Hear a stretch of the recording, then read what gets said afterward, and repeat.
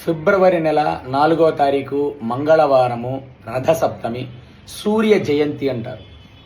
Living God, ప్రత్యక్షంగా కనపడే దైవం ఆ సూర్యనారాయణ స్వామి. లివింగ్ గాడ్, మనకి ప్రతి నిత్యము కూడా మనకు ప్రత్యక్షంగా కనపడే దైవం ఆ సూర్యనారాయణ స్వామి. ఆయన జయంతి ఆ రోజు. ఆయనను పూజ చేసుకోండి చక్కగా. సూర్యోదయానికి ముందే లేచి శుచి శుభ్రంగా స్నానమాచరించి సూర్యభగవానుడి ఎదురుగా నించొని ఆదిత్య హృదయం శ్లోకం చేయండి. సూర్య నమస్కారాలు చేయండి. ఆయన నమస్కార ప్రియుడు.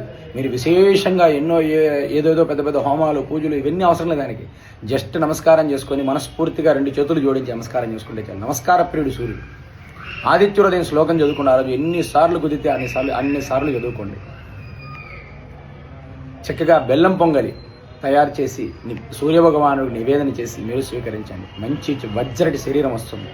మనకున్న దీర్ఘకాలిక అనారోగ్య సమస్యలన్నీ కూడా తీరతాయి. అనారోగ్య సమస్యలన్నీ తీరతాయి.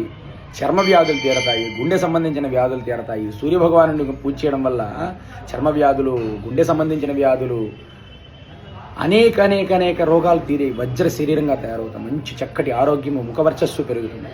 సూర్యభగవానుడిని ఆ రోజు ప్రార్థన చేసుకోండి ప్రతి ఒక్కరు కూడా. ఫిబ్రవరి నెల 4వ తారీఖు మంగళవారము రథసప్తమి ప్రతి ఒక్కరికి తెలియజేయండి.